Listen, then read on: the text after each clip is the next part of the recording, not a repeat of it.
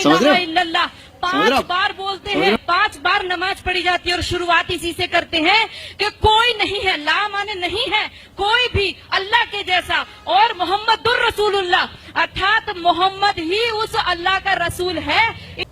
और ये केवल ये तो अजान है, नमाज अलग होती है। ये हाय हेलो अस्सलाम वालेकुम सत श्री अकाल, केम छो केरमा छो। सो गाइस कैसे हैं आप सब। सो मेरा जो पिछला जो वीडियो गया था रिएक्शन वाला, उसमें आप लोगों ने बहुत प्यार दिखाया, ठीक है, आप लोगों ने शेयर किया, बहुत अच्छी बात है, मुझे बहुत खुशी, मुझे कमेंट्स भी आए हैं उसमें कई सारे। लेकिन इतनी गुजारिश है जिसे भी आप शेयर कर रहे हो उसको बोल देना भाई लाइक करने के लिए। वीडियो को लाइक करना भी बहुत ज़रूरी है, जैसे कि शेयर करना, सब्सक्राइब करना और कमेंट करना ज़रूरी है ना, वैसे ही वीडियो को लाइक करना भी बहुत ज़रूरी है, क्योंकि यूट्यूब जो देखता है लाइक भी देखता है और तब जाके वो सोचता है कि हाँ बंदे लोग इस वीडियो को लाइक कर रहे हैं ना तो इसमें कुछ अच्छा होगा, तो वो आगे और शेयर करता है वीडियो को, हमारे वीडियो को, ठीक है। तो इसमें लाइक करना भी बहुत ज़रूरी है। तो चलिए आगे चलते हैं। तो आज का जो मेरा रिएक्शन जा रहा है वो है, सो गाइज आज का जो वीडियो है वो है एक हिंदू लड़की पर, जिसको आपने मेरे चैनल पे 2 बार और देखा हुआ है पहले भी, ठीक है। तो आज का जो वीडियो है उसी लड़की का है, वो क्या कह रही है हम मुसलमानों के सपोर्ट में, अज़ान के सपोर्ट में वो क्या कह रही है, और एक हिंदू है, ठीक है, 2 हिंदू है, एक महिला क्या कह रही है और एक दूसरी महिला है वो क्या कह रही है। चलिए देखते हैं हिंदुओं में कितना फ़र्क होता है यार, आइए देखते हैं। तो देख रही थी तो मुझे लगा कि उस लेडी की बातों का मुझे ज़रूर रिप्लाई देना चाहिए। और इस वीडियो के पीछे का रीज़न मेरा किसी धर्म को नीचे गिराना या कम या ज़्यादा बताने से नहीं है। इस वीडियो का मेन रीज़न ये है कि उस लेडी को शायद मैं वो समझा सकूं जो उसको पता नहीं है। और ये मेरी रिक्वेस्ट है सारे व्यूअर्स से कि प्लीज़ इस वीडियो को ज़रूर शेयर करें ताकि सभी देख सकें कि क्या मेंटालिटी है इस लेडी की।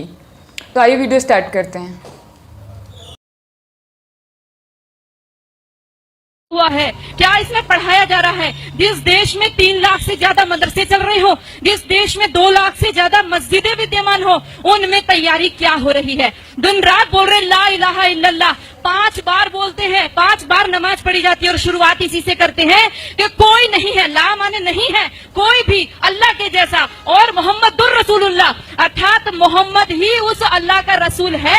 इन 2 के अलावा और किसी को हम पूजेंगे नहीं, मानेंगे नहीं। अब ये बता दो, जिस व्यक्ति को 5 बार लगातार यही बताया जा रहा हो, दिन में 5 बार जब बताया जाता हो तो उसकी मेंटलिटी क्या बनेगी? वो सीधे आपके ऊपर तलवार लेकर के खड़ा होगा। शायद अपनी स्पीच में ये लेडी भूल गई हैं कि ये इंडिया है, ना कि यूनाइटेड किंगडम या अनदर नॉन डेमोक्रेटिक कंट्री। हमारी इस इंडिया की सबसे बड़ी खासियत या अच्छाई ये है कि एक दुनिया की सबसे बड़ी डेमोक्रेसी है। और शायद इन लेडी को डेमोक्रेसी का मतलब नहीं पता। हमें डेमोक्रेसी ये अधिकार देती है कि हम किसी भी रिलीजन और समुदाय में रहें और उसको माने। और इंडियन कॉन्स्टिट्यूशन के आर्टिकल 25 to 28 में ये है कि कॉन्स्टिट्यूशन हमें ये राइट्स देता है कि हम अपने अपने धर्म का प्रचार प्रैक्टिस और प्रसार यानी कि प्रमोट पीसफुली कर सकते हैं। और जैसे कि लेडी इसमें गिना रही है कि कितने मदरसे हैं और कितने मस्जिदें हैं इंडिया में, तो शायद इसको पता नहीं है कि इंडिया में मंदिर भी तो मदरसे और मस्जिदों से ज़्यादा हैं, क्योंकि सनातन धर्म के फॉलोअर इंडिया में सबसे ज़्यादा हैं। और ये बोल रही हैं कि मुस्लिम मानते हैं कि अल्लाह के सिवा कोई नहीं है और prophet Muhammad peace be upon him उनके रसूल हैं, और वो इसके सिवा किसी को नहीं मानते। तो इसमें क्या गलत है? जैसे हिंदू अपने भगवान के सिवा किसी दूसरे को नहीं मानता, जैसे कि लेडी सिर्फ भगवान के सिवा अल्लाह को नहीं मानती, तो यही काम तो वो भी कर रहे हैं। उनको मान रहे हैं जिसको वो चाहते हैं कॉन्स्टिट्यूशन के अकॉर्डिंग। इसमें क्या गलत है? और ये बोल रही है कि वो तलवार लेकर खड़े हैं आपके ऊपर। और हम देख रहे हैं कि कितने केसेस हो रहे हैं मॉब लिंचिंग के, इंडिया में कौन मारा जा रहा है उसमें। क्या ये नहीं दिख रहा है इस लेडी को? आइए अब आगे देखते हैं कि इसने क्या क्या बोला है। और ये केवल ये तो अजान है, नमाज अलग होती है। ये अजान है, आओ आओ अपनी नींद को छोड़ करके आओ, बैठो यहाँ। उसके बाद एक मौलवी बोलता है, एक मौलवी के इशारे पर सब झुकते हैं, खड़े होते हैं। उसके बाद वो वहाँ पर आयतों का पाठ होता है, और आयतें हम क्या समझते हैं, जैसे हम मंदिर में घंटा बजाए आते हैं वैसे उनकी नमाजें चल रही हैं। बिल्कुल गलत सोच है। वो नमाज इसीलिए पढ़ रहा है कि हमारा विनाश करना है। अगर हमारा विनाश करने के लिए कोई व्यक्ति दिन में 5 बार तैयारी करता हो और हर पड़ोसी तैयारी कर रहा हो 5 बार और हमारी नींद ना खुले तो याद रखो कि हमने अपना रिमोट कंट्रोल उनके हाथों में दे दिया है। उनको प्रॉब्लम हमारी गाय से नहीं है, उनको प्रॉब्लम हमारी माताओं बहनों से भी नहीं है, उनको प्रॉब्लम है केवल हमारे अस्तित्व से।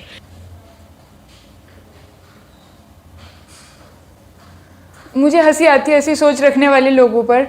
जिस देश में 80% हिंदू रहते हैं और सिर्फ 15% मुस्लिम, वहाँ ये लेडी बोल रही हैं कि मुस्लिम हिंदू के अस्तित्व को मिटाना चाहते हैं और नमाज में पढ़ाया जा रहा है कि हिंदू को मारो।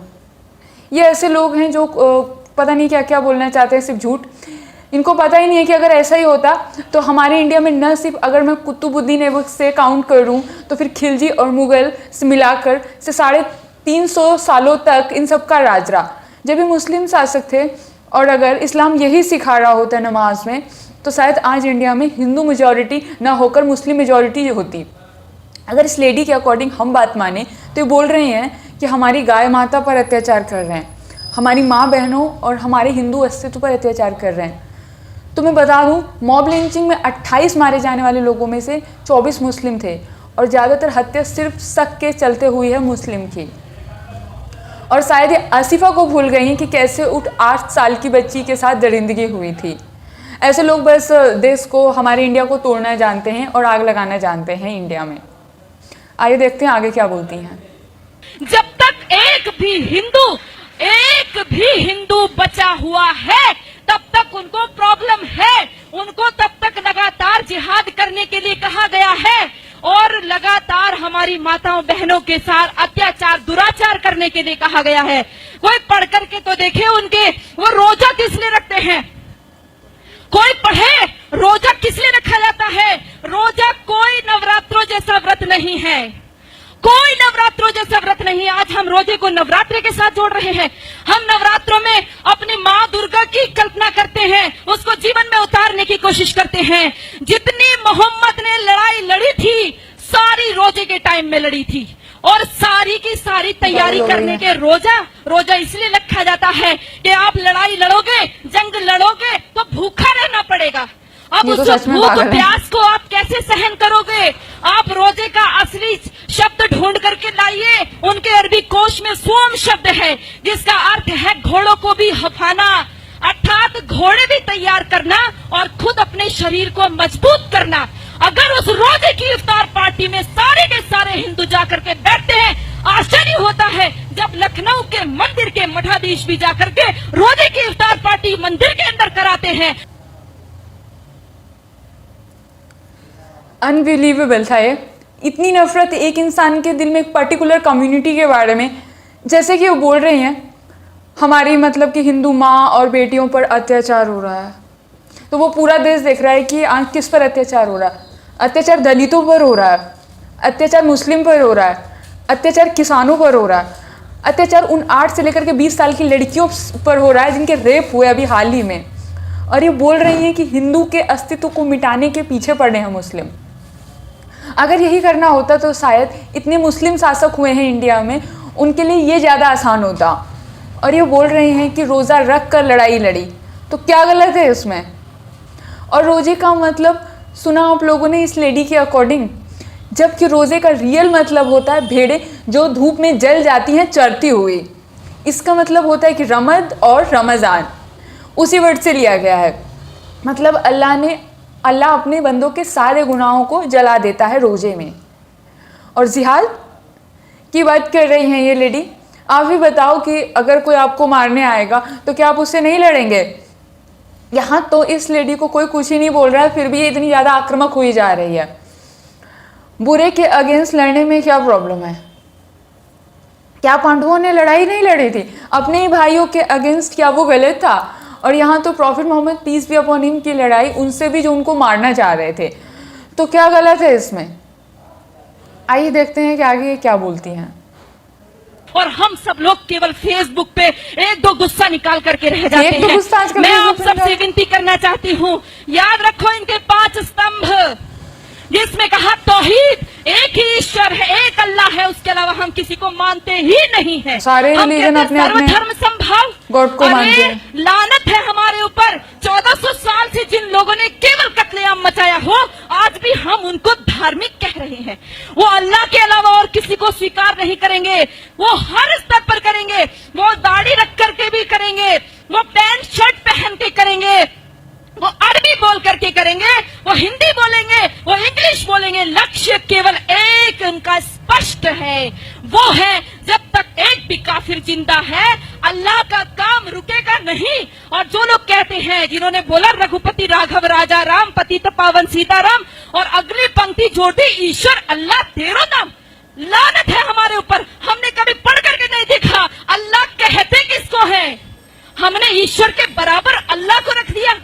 अरे हमारा ईश्वर दयालु है, कृपा करता है, परंतु अल्लाह का आदेश है। कहाँ पढ़ोगे? कुरान पढ़ोगे। अल्लाह का साफ आदेश है, जो मेरे को नहीं मानता, जो जिब्राइल मिकाइल को नहीं मानता, जो मोहम्मद को नहीं मानता, वो काफिर है, और काफिर वाजिबुल कत्ल है। ये बोल रही है कि कुरान में लिखा है कि जो अल्लाह को नहीं मानता उसको कत्ल कर दो। शायद इसने कुरान की अल माइदा की सूरा 32 नहीं पढ़ी, जहाँ पर साफ साफ लिखा है कि अगर एक इंसान ने किसी इनोसेंट को मारा, चाहे वो हिंदू हो या मुस्लिम हो, वो ऐसा होगा जैसे कि उसने सारी इंसानियत को मार डाला। और अगर किसी ने एक इंसान की जान बचाई, चाहे वो हिंदू हो या मुस्लिम, ऐसा होगा जैसे कि उसने सारी इंसानियत को बचा लिया। और लड़ाई और जंग तो सदियों से होती आ रही है। क्या महाभारत का युद्ध गलत था, जहाँ पर पांडव अधर्म के सामने खड़े थे, अपने भाइयों तक से लड़े अधर्म को हटाने के लिए? क्या वो सारी चीज़ें गलत थी? तो इस्लाम में जो लड़ाई लड़ी गई वो भी बुराई के खिलाफ ही लड़ी गई। ये कहाँ से गलत हो गई?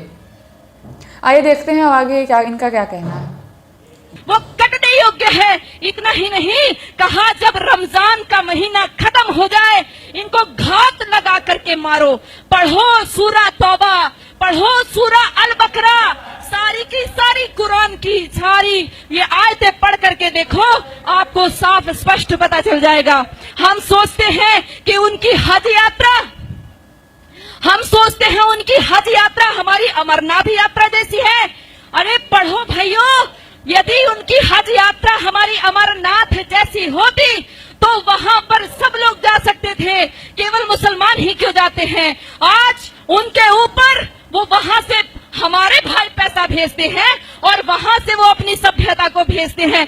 उनको कोई एम्बेसी में राजदूत भेजने की आवश्यकता नहीं है कि भारत में आप हमारे अरबी कल्चर का प्रचार कीजिए। ये सारे बढ़ाए हुए दाढ़ी, ये सारे ऊंचा पजामा और नीचा कुर्ता पहन करके सारे वहां से सीख करके आते हैं और अपने आप यहाँ पर आकर के सिखाते हैं। याद रखो, मिटेगा ये धर्म और आबरू भी जाएगी। तुम्हारे नाम से दुनिया को शर्म आएगी। क्या बोल रही हैं? यदि शर्म आज नहीं आ रही? जागे तो कोई हमारे बचाने वाला नहीं है।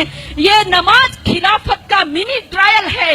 ये नमाज इसलिए कहता है कि एक खलीफा बैठाएंगे और उसका राज चलेगा। ये पहले भी हमारा देश आजादी के लिए जूझ रहा था।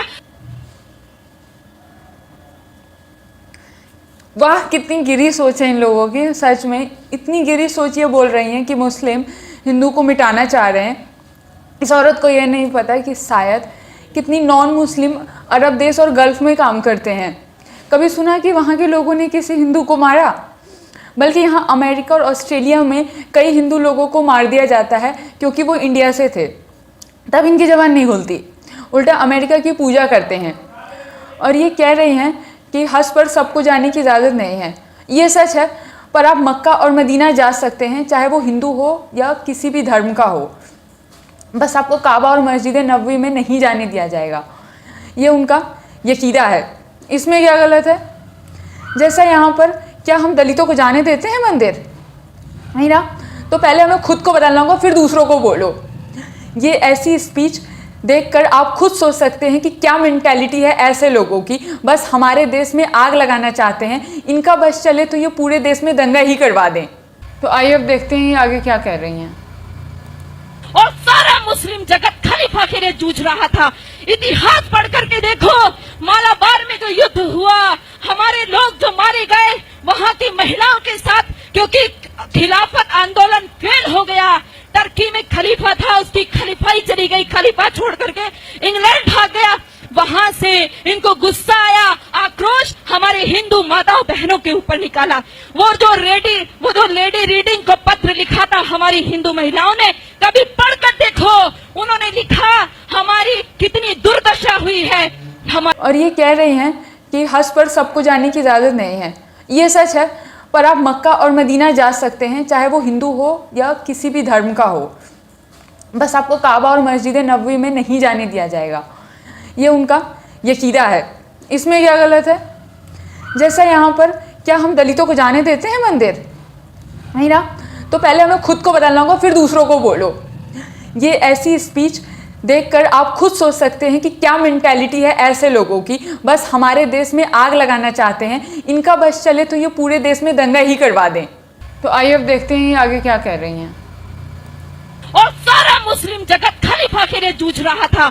इतिहास पढ़ करके देखो, मालाबार में जो युद्ध हुआ, हमारे लोग जो मारे गए वहां की महिलाओं के साथ, क्योंकि खिलाफत आंदोलन फेल हो गया। टर्की में खलीफा था, उसकी खलीफाई चली गई, खलीफा छोड़ करके इंग्लैंड भाग गया। वहां से इनको गुस्सा आया, आक्रोश हमारे हिंदू माताओं बहनों के ऊपर निकाला। वो जो लेडी रीडिंग को पत्र लिखा था हमारी हिंदू महिलाओं ने, कभी पढ़कर देखो, उन्होंने लिखा हमारी कितनी दुर्दशा हुई है। हमारे सामने हमारे बच्चों को, दूध मुहे बच्चों को के साथ उछाल करके ऊपर टांग दिया गया। हमारी बेटियों माताओं के साथ में बलात्कार हुए। एक एक माता का बलात्कार करने के लिए 10-10 जिहादी थे, और वो 10-10 जिहादी के बीच में फंसी हुई महिला ये सोच रही थी किसके लिए दुख मनाऊं, अपने बेटे के लिए या मेरे शरीर के लिए, किसके लिए रोएंगे। दर्द को भी दर्द आएगा, वो ऐसी भयंकर स्थिति है। और ये केवल एक आकस्मिक घटनाएं नहीं है, ये सब ऊपर से सिखाया हुआ है। भाइयों, आप सब लोग जो फेसबुक पे इसको रिकॉर्ड कर रहे हैं या अपने मोबाइल में रिकॉर्ड कर रहे हैं, ये मोबाइल में रिकॉर्ड करने की चीज नहीं है, दिल में रिकॉर्ड कीजिए। इसको अपनी बहनों को, माताओं, बेटियों, बच्चों को बताइए। नीति कृष्ण कहता है, नीति का अवलंब ले पहचान शत्रु प्रहार को, कृष्ण का आदेश सुन गुंजा दे। यू नो व्हाट, ऐसे जो लोग होते हैं ना, इनको ना तो अपने धर्म से कुछ लेना देना होता नहीं है। दूसरों के धर्म से इनका बस एक ही काम है, बस लड़ाई लगवाओ। ऐसी ही स्पीच अगर किसी मुस्लिम ने दी होती तो वो आतंकवादी हो जाता। क्या यही सिखाता है हमें हमारा धर्म की ऐसी सोच रखो दूसरों के अगेंस्ट? मेरी भी वीडियोस होती हैं जो कितने सारे मुस्लिम फॉलोअर पसंद करते हैं, जबकि मैं एक हिंदू लड़की हूँ। तो इनसे क्या हमें सीख नहीं मिलती? और इसके पूरे स्पीच में तो सिर्फ नफ़रत के अलावा कुछ नहीं है, सिर्फ और सिर्फ नफ़रत। ऐसे लोगों से तो भगवान भी डरते हैं कि क्या पैदा कर दिया मैंने। एनीवेज फ्रेंड्स, इस वीडियो को ज़रूर शेयर करें, क्योंकि मैं चाहती हूँ कि कम से कम मेरी ये वीडियो इस लेडी तक ज़रूर पहुँच जाए, ताकि इसको भी समझ में आए कि कोई धर्म वो प्यार से रहना सिखाते हैं, और प्यार ही सबको एक साथ ला सकता है। अगर किसी को मेरी इस वीडियो से बुरा लगा तो I am really very sorry इसके लिए। तो फिर मिलते हैं मेरी अगली वीडियो में। Till then bye, and video को शेयर करना न भूलें। Thank you.